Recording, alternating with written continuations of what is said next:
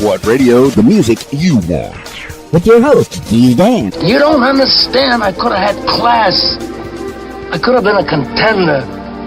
I could have been somebody. RadioWhat.com. What's up, party people? It's Keys Dan with RadioWhat.com, DJLittleRock.com, coming at you live and in living color with another edition of my podcast, What Makes You Famous. This time, recording live at the Faulkner County Library. They were nice enough to let me have one of their rooms, one of their meeting rooms to do this podcast. And funny enough, the person that's on the podcast works at the Faulkner County Library. She's been working there for a while, very talented. She's a creative writer. Her name is Adrianna Nicole Davis. Now, I've seen her around town, her family, every time I do a karaoke show at one of the Mexican restaurants in the Conway, Arkansas area. Her family shows up. I love it. They always make the room feel that much better. They're always so happy. You could tell they're in their family bubble. It feels good when the Davises come to the show. And I've seen them probably more than 5 years now. And I don't know. I know a little bit about Adrianna and what she does, and I know she's very creative, but I wanted to learn more. And thankfully, she wanted to let me know more and let us know more. Thank you so much to Adrianna Nicole Davis for coming on the show. So here we go. Adrianna Nicole Davis, what makes you famous?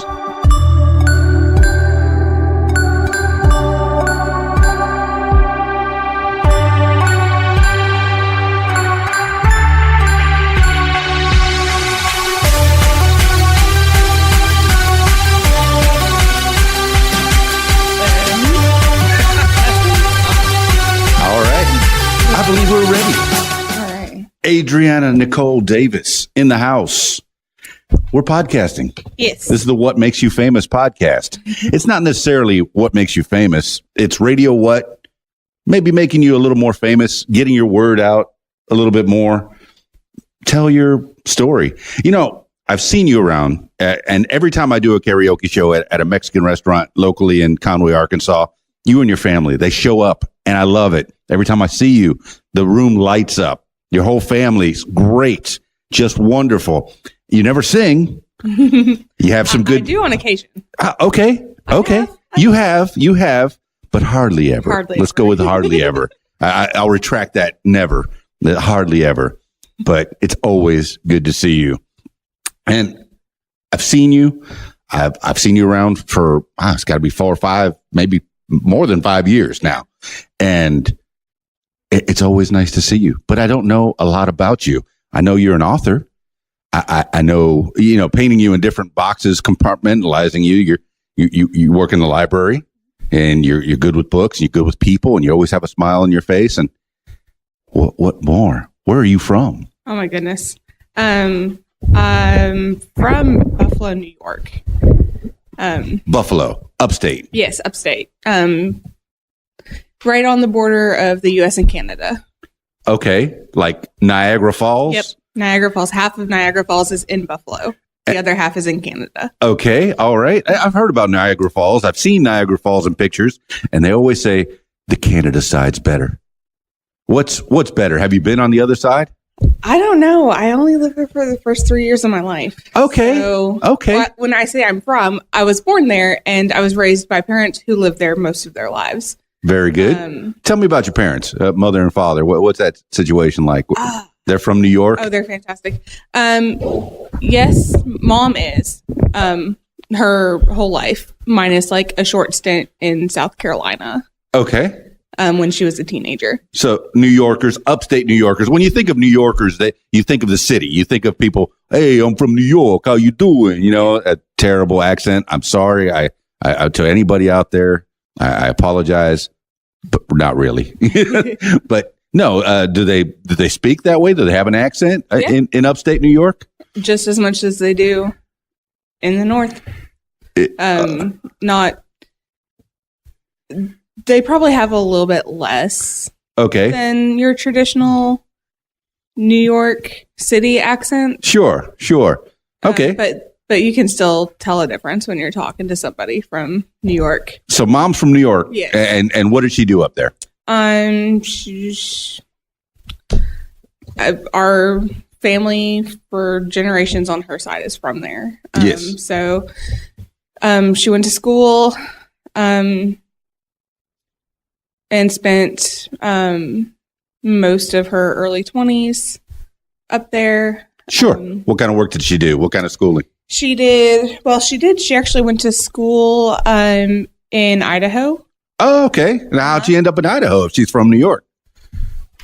What used to be called Rick's College Okay. is BYU, Idaho. So for those who aren't familiar, the Mormon Church has two specific colleges Okay. that are LDS run. So there's Brigham Young University, Right. it's called, and there's one in Provo, Utah, and then there's also one in Idaho. Okay. All And right. It used to be called Rick's College, but it is now called BYU, Idaho. Mormons everywhere. Yeah. So you're Mormon. That's where she, yeah. Okay. Mm-hmm. All right. Mom's Mormon. Yep. Dad's Mormon. Yep. Okay. And what kind of work did Dad do? Dad did a lot of job hopping. He's been everything from working in a Navy shipyard to construction to Sure. factory work. Sure.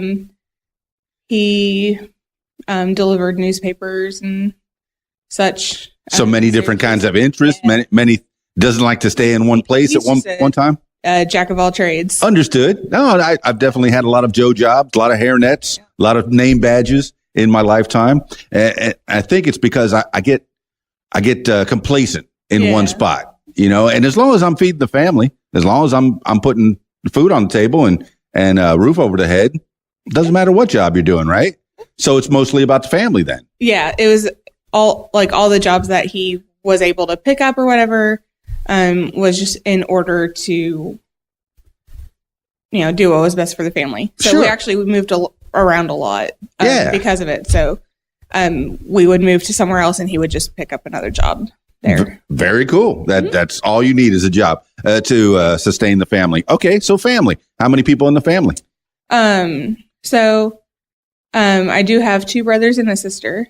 Older, younger? One brother is older. Okay. One brother is younger, All right. and my sister's younger. And me and my two brothers were born in New York. Okay. My sister was born in Utah. Utah. Okay, so you did spend some time in Utah. Very cool. Okay, so what kind of work are they doing? My younger brother Jeffrey is a sales rep for Guitar Center. I think is Hey, that's one of my toy stores. Guitar place, whatever. I know Guitar Center down in Little Rock. Yep. Now, is he in Little Rock or no? which? He's in Provo. In Provo, Or Salt Lake City. and that's Utah. Okay. Yeah, he's in Salt Lake. He works in Salt Lake City. He lives in Provo, so he commutes. Oh yeah, every town I've ever been to, I probably stepped into a Guitar Center for one reason or another to grab some items.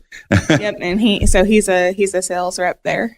Very cool. All right. And then my older brother Joseph is between jobs right now, but he is actually moving out there with him. Oh, fantastic. So he's going to find something out there and see what he wants to do.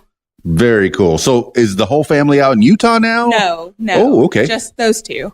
Spread out a little bit throughout the states? Yeah. Jeffrey decided he wanted to, pop off and figure out his own thing. Yeah. So, and with Joseph between jobs now, he figured he wanted to do the same. And so they're like, well, let's, you come out here and you can room with me and we'll figure it out. Very cool. Well, it's nice to have your family tight and you still speak to them a lot. And, and family I know family is important to you because every time I see you out in the town, your whole family's with you. Oh, yeah. It's not like you leave the kids with anybody and you go off with the husband and do stuff. No, you bring that family with you. Oh, yeah. It's tight. It's nice. I love my family. I like spending time with them. Yeah, very good. Now, I did mention that you work for the library, Faulkner County Library, and full disclosure, we're transmitting live right here from the Faulkner County Library. We're recording this What Makes You Famous podcast, and I appreciate that. I know a couple of Sundays ago, I used John's office because, well, it was Sunday, and we spent like the first part of the podcast talking about I didn't even know the place was open on Sunday. Yeah, the library is open on Sundays. How about that? Read a book. So, all right.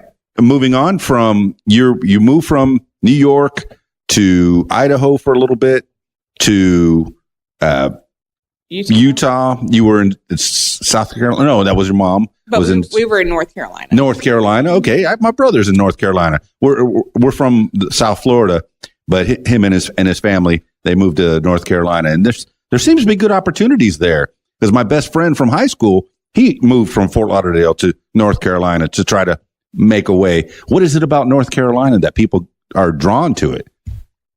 I have no idea. I had no control over any of that. Okay, so you're still a kid. I was about 7 at that point. All right, still a kid, and just wherever your parents go, that's where you go. Yep. Very cool. So what year was this? Oh goodness. 1999, 2000-ish. 99, 2000. You're 7 years old, and you're living where?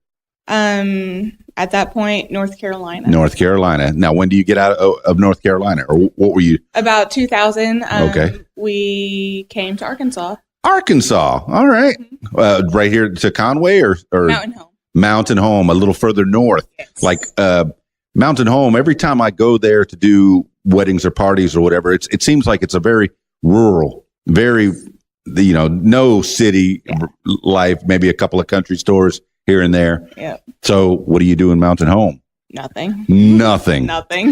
Ouch, Mountain Home. Ouch. Actually, you know what? I will give Mountain Home. They actually have a community pool. Okay. Which, Conway doesn't have. Yeah. Well, I mean, no, Conway used to have a pool, and unfortunately, it's just not there anymore. Yeah. But Mountain Home has a public pool, which is great. That's a nice thing for the kids to do. Yeah. And it keeps them out of trouble for the most part. Now, this is you spent your high school life in Mountain Home? No, we moved to Conway. Well, we stopped in Mountain Home because that's where my dad's sister lives. Okay. And so we stopped there on our way, and then we found a place in Conway. All right. And we lived in Conway for about 6 years. So I was from like 8 to 14. All right. And then 8 to 14. And then about 14 years old, we moved out to Valonia.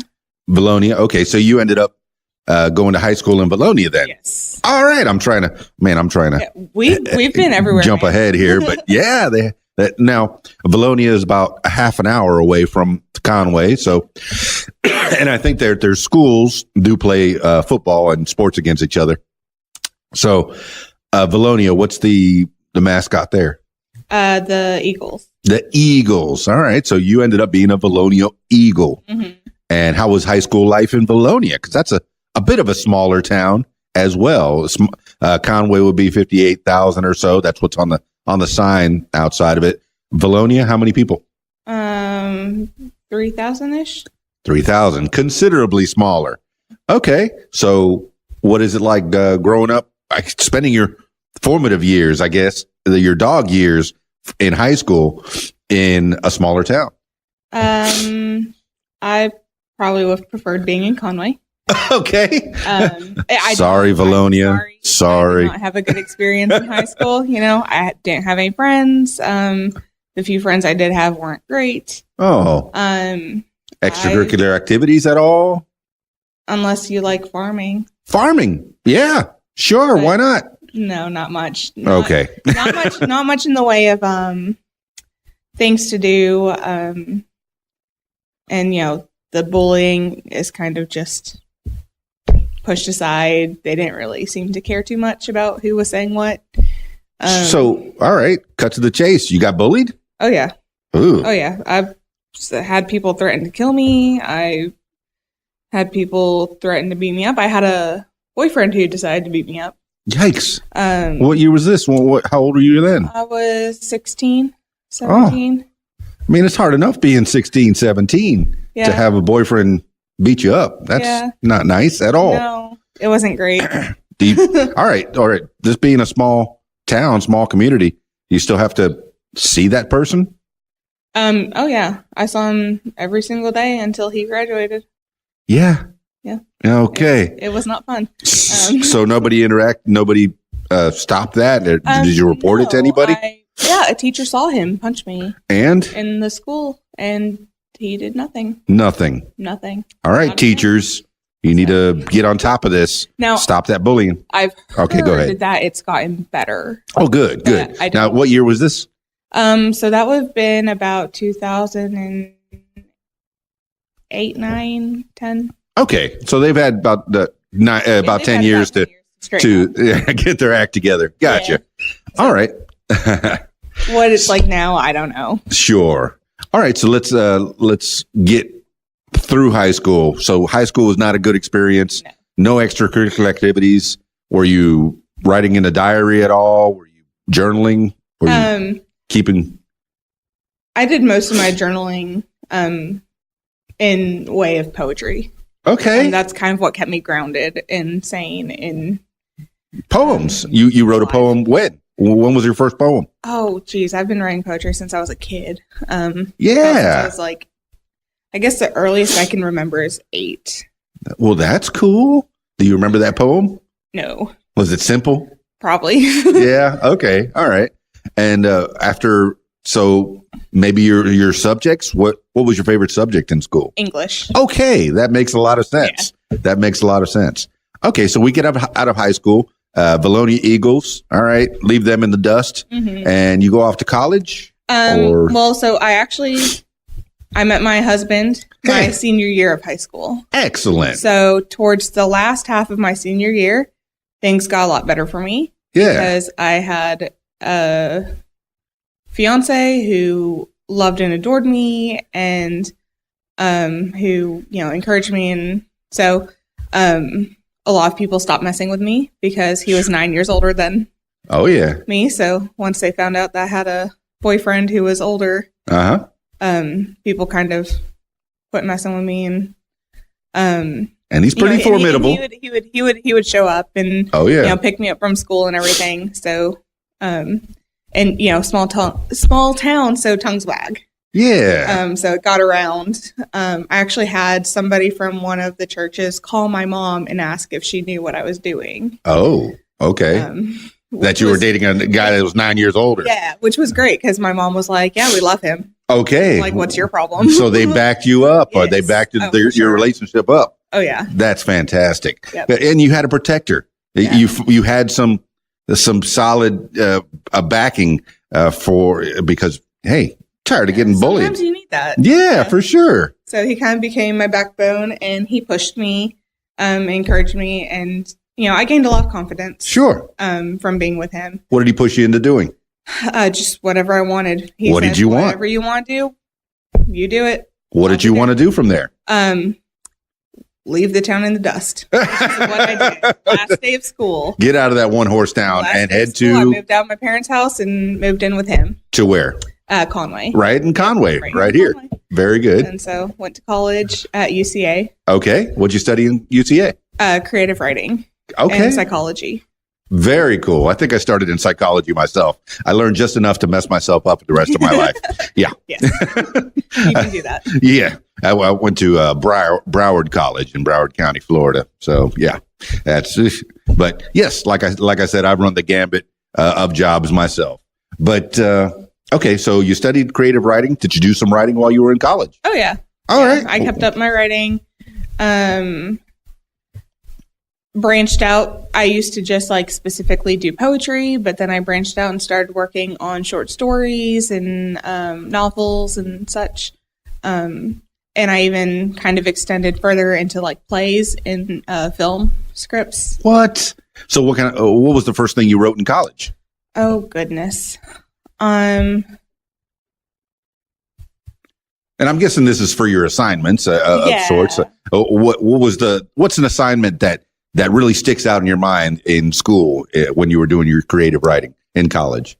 I did write the beginning of a novel about a dictator who came into power. Okay.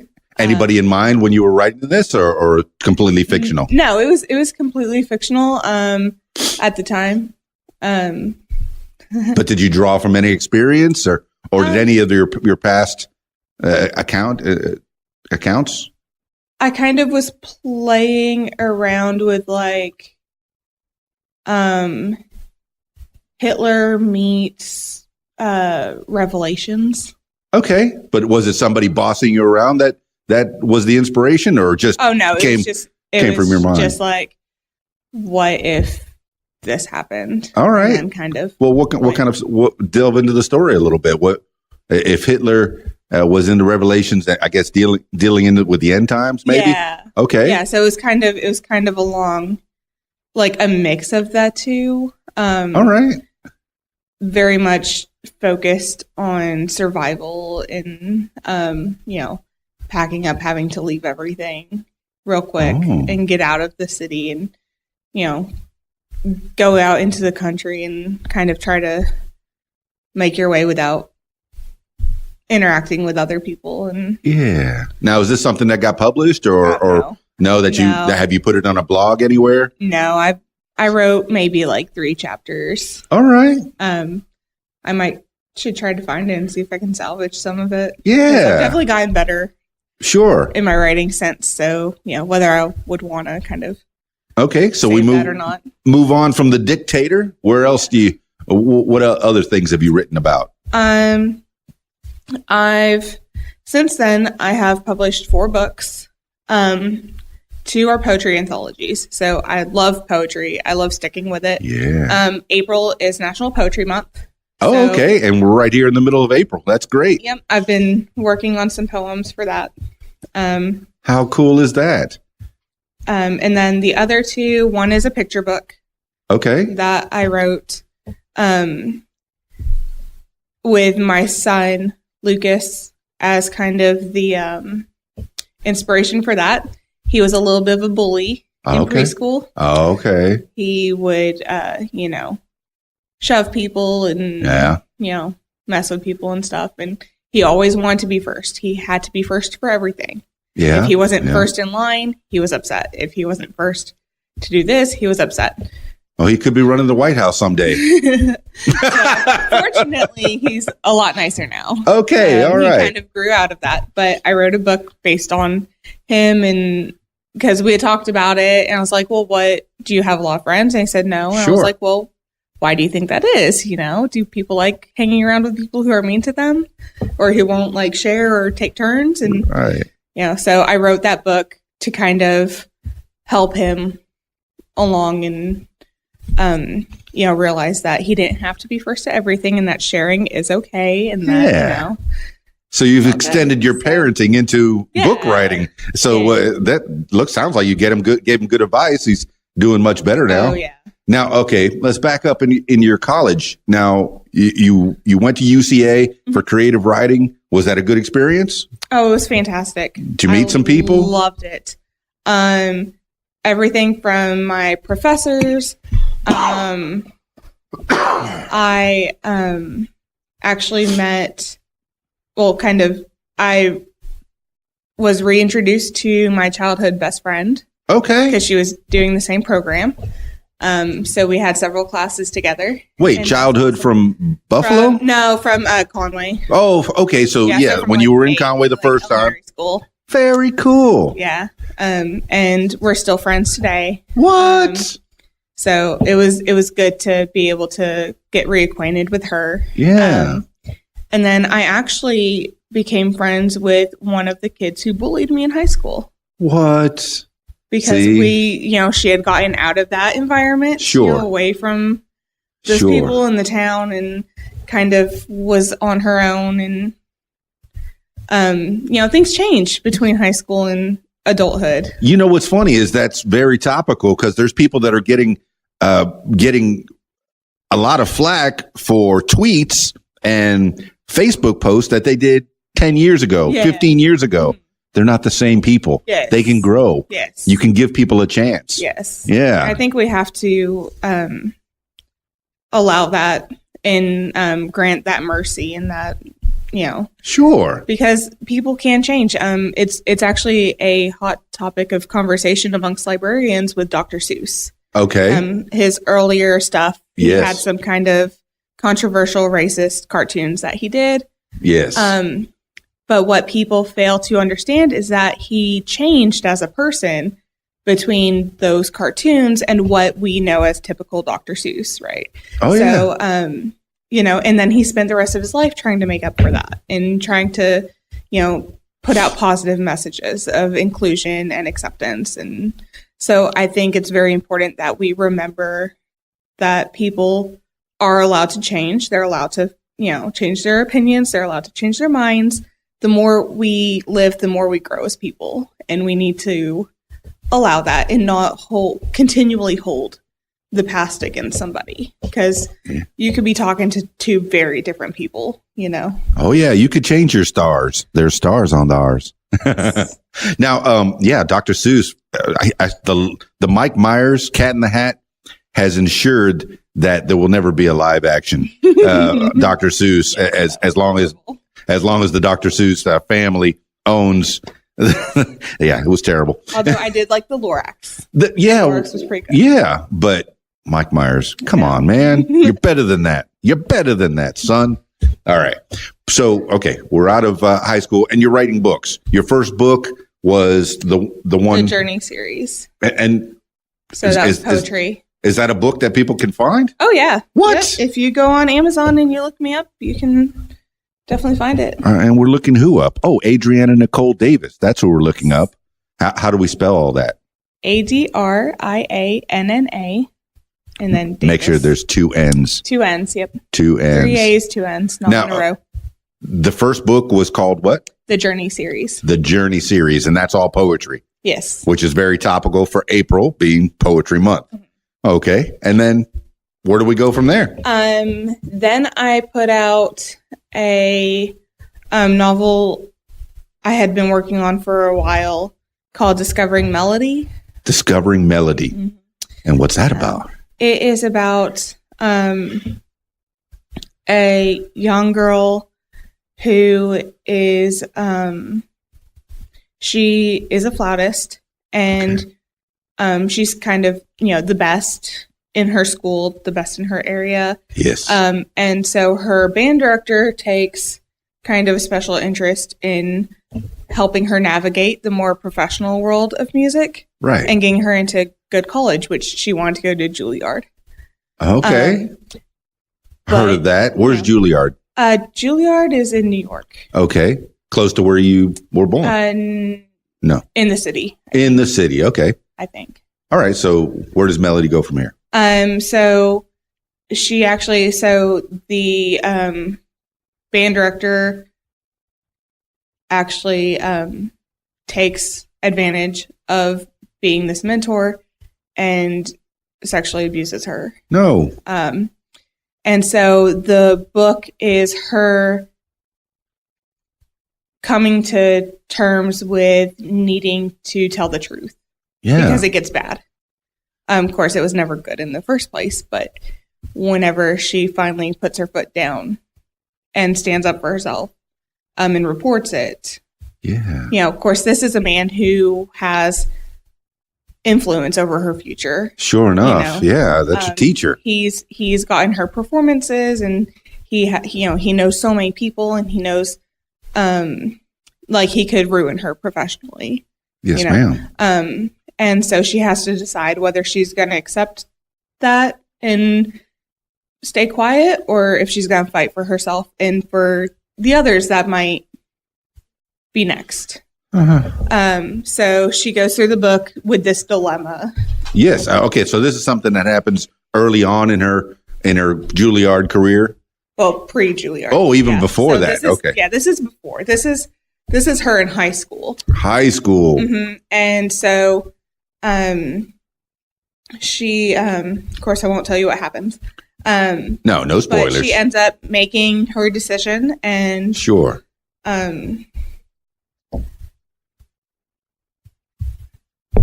we find Melody. Yeah. And she discovers who she is and, how she wants to live her life. Now, this is a young adult novel, yes, or in that adults. Section? Mm-hmm, yep. Very good. Is that what you like to write? Yes, I love young adults. Okay. Now, after finding Melody, which you can also find on Amazon as well? Mm-hmm. Oh, very good. After finding Melody, what happens? The Things I Once Knew, which is another poetry anthology. What year was the first poetry? So that poetry ranged from 14 to 18. Oh, so you wrote that in 4 years. So that was all my yeah, it's 4 years of poetry from being a teenager. Wow. How many poems? And then I think there may be a couple more. Oh goodness. How many poems? Probably about 100 or so. What? You're very prolific. Something like that. I think I know one poem in my head that I'm kind of rattling around right now. So that's from 14 to 18. So you say somewhere around 2004. When did you graduate high school? 2011. 2011. Okay. 2011. So then after that, you wrote the Finding Melody. Started in 2011? No, I actually wrote that. Let's see. I wrote that in, I want to say 2014. Okay. So it took you 3 years to write that one, to hash that one out and get it. Let's see. I'm not sure. Let's see. How long did I spend on that one? Sure. I think I spent probably a year on that one. A year. Now, when you say published on Amazon, is this something that you can do yourself, or is that something that you have to take it to a publisher? Yeah. So there are two different forms of publishing right now. Sure. There's what's known as traditional publishing. So that's where you get an agent and you talk to the agent talks to the head honchos, in like New York City and We're talking the big publishing houses, right? Random House and Macmillan and all that stuff. And then even the smaller presses, sure, because you need agents for some of the smaller houses as well. And so that's where you get an agent and you have a publisher who buys your book from you. Okay. And then they sell it and you get royalties from that. Okay. After what they do is they, you present your novel to them and they say, okay, I'm going to buy that for $20,000. Right. So they pay you $20,000 for your novel. Then you have to make up in royalties that $20,000. Gotcha. That gets paid back to the publishing house. Yes. And then anything after that gets split between you and the 5 million people who worked on your book for you. Understood. Editor, cover, design, formatting, publicist. That sounds like everybody gets a piece of your creativity. Yeah. Now, is that the route that you went? No. Okay. I'm not a fan of that route. Yeah. Now, how did you go? So I went through self-publishing. Self-publishing. Which allows me to retain more rights. Very good. As a writer, it allows me to retain more creativity. I also get more, I say I get more royalties. It's not being pushed as hard. It's not being split between, 500 different people over. Sure. But it's also not being distributed or pushed by a publishing company. Yeah. So you don't really have that backing, which a lot of people are still working on transitioning from thinking that, if it's from a publishing house, it's legitimate. If it's not, it's crap that somebody just put out there. You know? Right. Well, you can still order a hard book, right? From Amazon. They'll bind it for you and send you an actual book. Now, do you have copies of all your books? I do. You do? I do. Now, okay. Now we know a little bit about agents and big publishing versus self-publishing. Mm-hmm. And you're self-published on Amazon, I'm guessing? Yes. So, there used to be an avenue called Create Space. Okay. And that's where I went, but they have since merged with Amazon. Amazon's buying everything. Amazon's everything. Everything.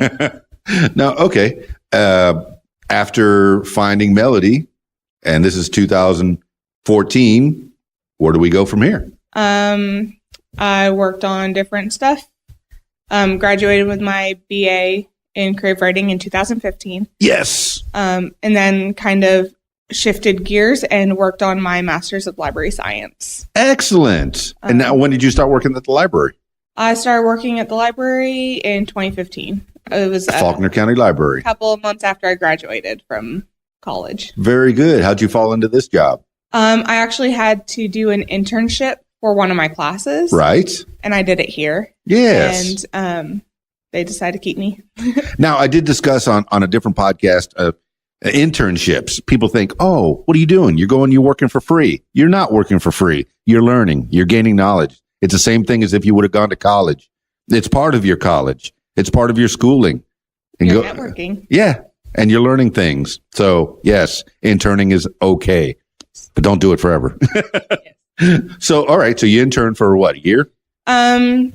Just over the summer. Over the summer. Months, yeah. And then they said, you're too good. Here's a job. Well, yeah, they had a position open up and I applied. And Fantastic.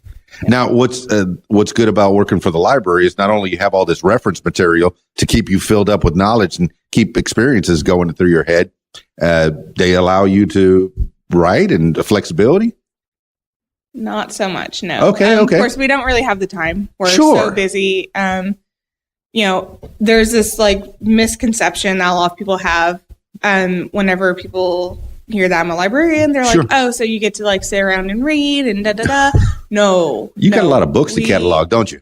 And it's so much more than books. Libraries are community centers now. Yes. We're not just you come in and you read and stay in the quiet. Right. We host events. We have outreach programs. We bring people in. We have people here who are looking for jobs. We have people here who are interviewing for jobs. We have become so much. And not library more, jobs. You're saying other jobs, like coming in, other companies meeting will here. come. Mhm. Okay, I get it. Yep, and they'll use our space in order to hire but we have become so much more than just, and so we're always busy, assisting patrons and making sure that everybody's receiving the services that they need. Okay. Well, you still find a little time to write on your own time. Yeah. Okay. Yeah. So after finding melody, what else did you write? And then, so I did the things I once knew. And then after that, I published Always on Top, which is the picture book. Always on Top, Mm-hmm. a picture book. Yes. Now, why a picture book? I love writing for children. Okay. And I'd wanted to do it, but the problem with picture books is that they can get quite expensive to make because you have to have an illustrator. If you don't. Okay, so you're saying like a children's book, but illustrated. I'm thinking photography. Oh, no. Okay. No. Yep. This one was illustrated. And I do not draw or paint or any of that stuff. But you have ideas of what you want. Yeah. So who illustrated? Her name is Tina. And I can't pronounce her last name for the life of me because she's from Sri Lanka. Okay. Well, I'll try to find it and write it down and maybe put it in the show notes. She, I found her on Facebook actually, and we were talking and she was willing to work with me. She gave me a very, very low price. Okay. That's nice. For her work, which was nice. And it allowed me to kind of go in that direction, explore that area a little bit. Because I mean, when you're talking about illustrations for picture books, of course, the typical children's book is 30 illustrated images. Sure. And you're talking $200 to $500 per image. Okay, I get it. That sounds a bit that sounds a bit high. Yeah, I mean, and even if you knew a friend, sure, who did $40 per image, that's still money. That's still real money. Still in the hundreds. Yeah, just to get the images. So this is a children's book about animals, I guess, most of the time. It was about the boy who always wanted to be first. The boy who always wanted to be first. Yes, based on your little boy. Yes. Always wanted to be first. And now you've taught him well. You've taught him better. And so, and of course, at the end of the book, he realizes that, Spoilers. He would much rather have friends and, be a kind person than to continue always getting his way. Yes. So. And he still gets his way sometimes. Yeah. Spoil them rotten. So, all right. So after this children's book, what's the name of that book? Always on Top. Always on Top. And you can find that on Amazon. Mm-hmm. All right. Very good. After that, what year was this? That was 2017. Wow. Very recent. Yeah. Okay. And is that the last thing you've written, or where are we at? Well, that's not the last thing I've written. No. I've pumped out another novel. Since 2017? Yes. What do we do? I actually wrote the entire thing in the month of November. Whoa. Inspirational month. November is National Novel Writing Month. Okay. And there's a challenge to write a 50,000 word novel in that 1 month. Tell me you did that. I did that. Well, yeah. It was nuts. I don't think I write 3 words. It was insane. It was so hard. How many words do you have to write in a day, or how long do you have to take? 1,667 words. Every day. Every day. And how much time does that take? Hours. Hours. Oh, it was. Did you take a month off at the library, or what? No, that was with working full time, going to school full time, taking care of a family, taking care of the family, taking care of the house. Oh yeah, it was incredible. I could not have done it without my husband. Yeah. He shout would out. push me. Yes, for real. He would, come in and he's like, "Have you hit your word goal for today?" And be like, "No." He's like, "Well, what are you doing? Go do that. Get in your corner." Now, do you have a space? Yeah, I have a library at my house. Wow. Okay. That's good. He can't have a man cave, but you got the library. He's got his own, yeah. He's got a man cave too. Yeah. All right. So he's got his space. Yeah, they both have a sunroom. Oh, that is so cool. Okay. And this is a man that's been with you since high school and pushing you along and making sure that you get your goals. And he made you do it. Okay. So do you think in November, without him, you would have done it? Oh, no. And I actually, I didn't do it this past November. Sure. Of course, I found out I was pregnant. Hey, mazel tov. So it is incredible how easily you fall asleep when you're pregnant. Okay. Well, we could talk about that. You just if you sit still for 5 seconds, you conk out. Like in a chair. Yeah, just anywhere. So you can close your eyes. So it was really hard for me to write this past November. With that in pregnancy brain, there's just so much that happens to you when you're pregnant. Sure. That I never knew was a thing. But it very much is. Tell it.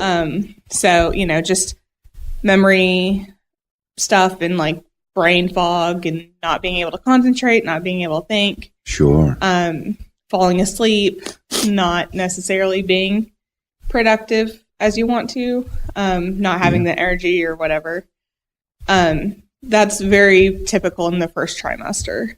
Oh, okay. It's towards the later part of the pregnancy where women can start to function more, as weird as it sounds. Because you figure you're growing. Absolutely. But I guess in the first part, there's a lot of growing in that baby. Yeah. So your body's really doing a lot of work. Trying and that baby's grabbing nutrients from you and taking all your energy and just sapping you. Oh yeah. So, but you wouldn't have it any other way? Oh no. No, I'm loving it. Well, congratulations on the new baby that's coming.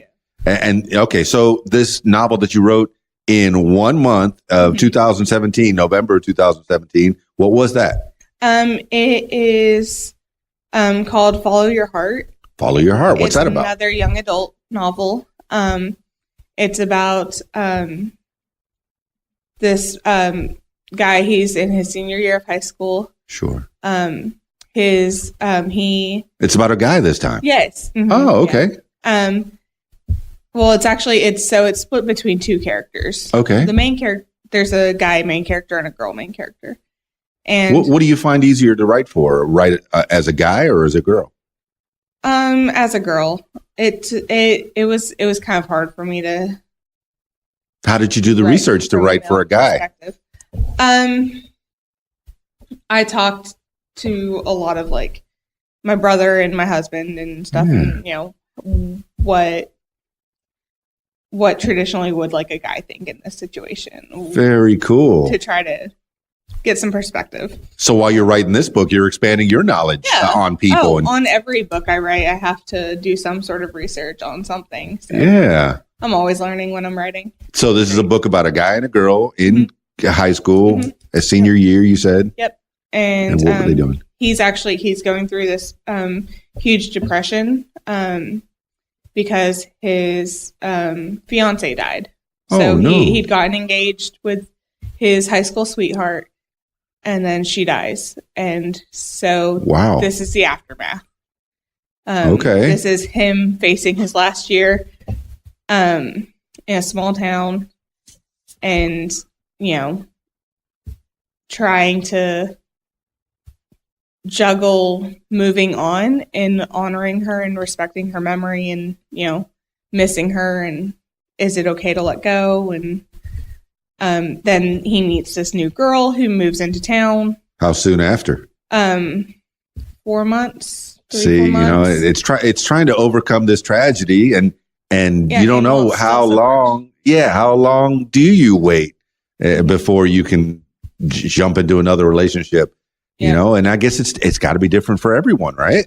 Yeah, and when he starts to realize he has feelings for this other girl, he's overwhelmed by the guilt because he loved his girlfriend. Yeah, they were gonna get married after high school, right?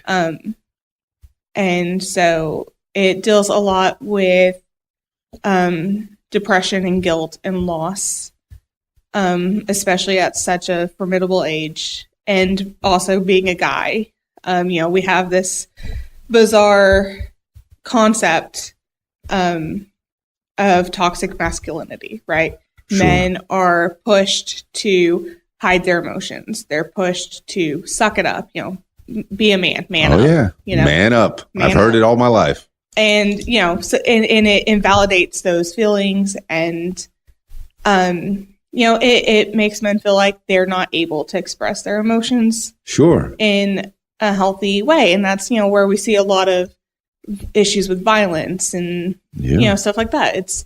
They're not being able to express their opinions and their feelings and emotions in a positive, healthy way. So it's frustrating. So it kind of focuses on that and how he deals with all these emotions that he's going through and learning how to navigate the waters of, losing somebody so close to him. Yeah. And navigating his own mental health, and then meeting somebody new, and, maybe it's okay to let go. Maybe it's okay to be happy. Sure. Just because she died doesn't mean he did. He still has to live. Yeah. And the name of this book? It's called Follow Your Heart. Follow Your Heart. And get that on Amazon. Find out if he gets the girl. Not yet. Not yet. It is in the works. Okay. This is something you're on right now. Oh my goodness. This is something it's a scoop. It's not out It's yet. a scoop. Look for it. It's coming soon. But they can follow it on my blog. Oh, okay. So you do blog? Yes. All right. I just launched my blog Tuesday night. Yes, you did. Yes. What's the name of the blog? It is Artsy Adries Co. Artsy. So Artsy, Artsy. Adries, which Adri is short for Adrianna. ADRI''S. Well, no apostrophe. No apostrophe. Okay. Yeah, so it's ADRIS Co, short for company. So CO. Co.com. .com. Okay. Yep. And I can send you the links for that. Yeah, I'll definitely put that on the show notes. Very cool. So, now why did you start this blog? So I've been kind of struggling with wanting to make writing more of a priority in my life. Sure. I actually had a breakdown in the fall, late summer, early fall. Ouch. And I was like, I pushed everything extra out. I was like, I can't do it. It's too much for me. I can't handle this. But then what I saw when I did that was that, those were things that helped keep me grounded and sane, no matter how stressful they may have been. You have to have an outlet. Yeah. So I decided to kind of rebrand refocus and come back with a more focused, centered way of, getting my stuff out and still doing what I love without stressing myself out. And so I decided that I wanted to start blogging. So my blog focuses on 4 focus points. Okay, and those are? Arts, sewing, crocheting, stuff that I do for like stress relief. Yeah. And so writing patterns, writing about what I'm doing, that kind of stuff. And then beauty, makeup, very cool. hair, fashion. Full disclosure, she is fully made up right now and looks fabulous. Thank you. Got the little glitter on her eyes and smoky eyes. And yeah. I woke up early this morning. Oh, well, you got fancy. I should probably start videoing this. Now, I did do a video a long while ago at UCA. Oh, yeah. Going over one of your books that at that time. But I started this podcast just because, I've been doing radio for a long time, but and one of my favorite parts of radio is interviewing people and learning more about them. And I wanted to learn more about you. So any other interest you have that you want to put out to the world? You still taking pictures? Yes, and that was my next one is photography. Of course, I do that mostly as a hobby. I kind of started photography with the idea of catering to more low-income families. Sure. Because, photography is expensive. Yes, it can be. It certainly can be. Everybody's got a camera in their pocket with their phone, but to get a real professional shot, you have to have somebody. Yeah. You can't just be a selfie. You have to have somebody take a picture for you. Yeah, and so I kind of wanted to cater towards people who might not necessarily be able to afford that. Yes. Kind of a thing. But still enjoy getting their picture taken or capturing these special moments in their lives. So that's kind of what got me started with that. And now I'm just kind of, I haven't really had many photo shoots in the past year or so. Of course, my focus being all over the place. Sure enough. You got different avenues. I'm still taking requests from people and shooting my family and other events. And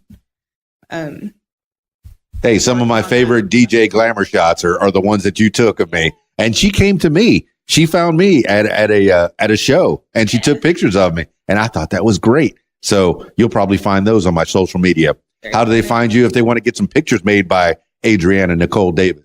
They can go to my website, artsyadriesco.com. Are you going to have different links for different avenues? Mm-hmm. I do. See, so now that is... You go to my home screen. Yes. It'll have artsy, beauty, photography, and writing. That is the way to do it. And I have everything on one website, and it links out to other websites as well.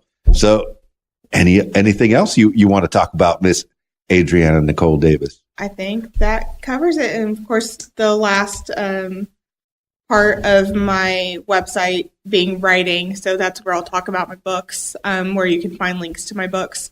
But also, if you're interested in becoming a writer or putting your stuff out there, whatever, I will have articles on how to, get published, how to do this. If you're considering writing for school, and focusing on that for school, I will have articles on that, and I'll have writing prompts and all kinds of stuff. So sure. Now, besides the artsyadriesco.com, where else can they find you on social media?